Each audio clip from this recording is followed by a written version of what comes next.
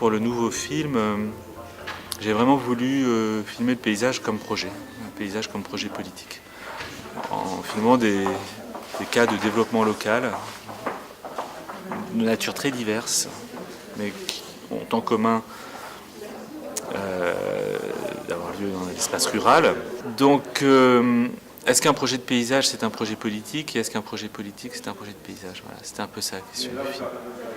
Et est-ce qu'on peut repenser la politique à partir du lieu et à partir des potentialités du lieu, des ressources du lieu, de comment on a envie d'aménager, d'occuper, de vivre, d'habiter ce lieu. Voilà. Il me semble qu'à partir du lieu, on peut se poser les questions essentielles de la politique et aussi les questions les plus contemporaines et les plus pressantes aujourd'hui, qui sont celles du changement climatique, de la transition énergétique. Elles se posent aussi depuis le lieu. Donc un projet de paysage, c'est aussi un projet énergétique, c'est un projet agricole, c'est un projet social.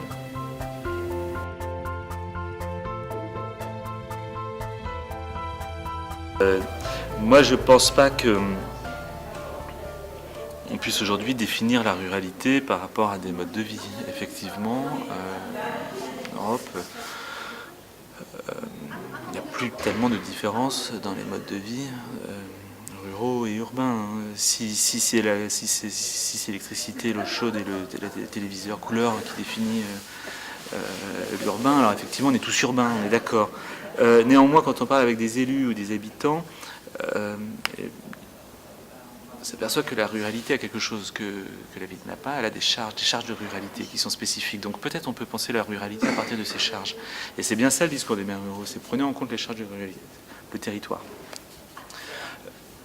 L'eau, la matière organique, la forêt, l'air, la biodiversité, le réseau géographique. Ça a lieu où, ça? C'est quoi cet espace? Alors les villes, elles ont tendance à s'abstraire de l'espace, c'est ça le fait métropolitain, c'est finalement, on est dans une, là aussi, la grille, une grille qui n'est faite que de grandes villes.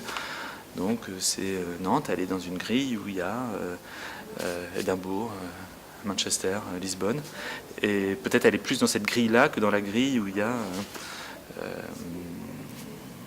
Davos-sur-Loire, Ancenis, voilà. Donc c'est bien ça la question que la ruralité pose à la ville.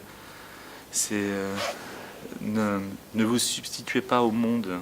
Le monde a des exigences. Et c'est bien souvent aujourd'hui la ruralité qui porte en fait les...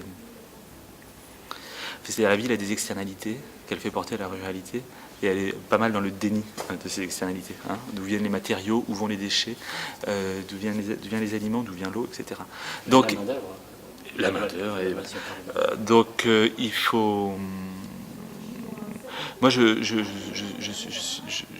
s'agit pas de penser la ruralité pour l'isoler, il s'agit de la penser pour recréer un partenariat, c'est-à-dire pour repenser le centre et sa périphérie, la ville et son arrière-pays. La ruralité, elle n'existe pas toute seule, elle existe en relation avec une ville, et il faut que les villes assument aussi les responsabilités qu'ils ont vis-à-vis des campagnes environnantes, des campagnes entre.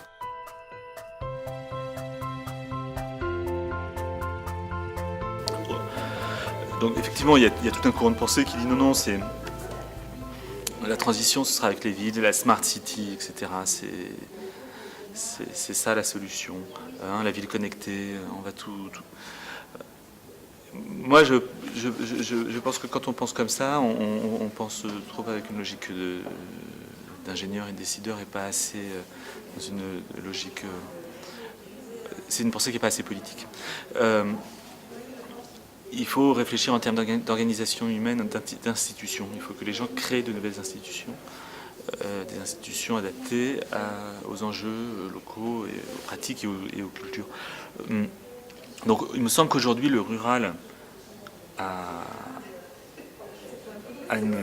c'est pas qu'il a une carte à jouer, enfin a quelque chose à apporter en fait à tout le monde et aux villes en particulier, et c'est d'être un laboratoire. Je pense que l'échelle rurale permet l'expérimentation, parce qu'effectivement il y a moins d'acteurs à mobiliser, parce que les projets sont peut-être une amplitude plus modeste, le retour sur l'expérience est plus rapide, et on peut voir ce qui ne marche pas de manière plus évidente que dans les projets de grande échelle où il y a il y a une inertie liée à l'échelle en fait. Donc c'est ça que le rural devrait jouer, devrait profiter de sa légèreté, de sa petitesse, de sa réactivité pour essayer des choses.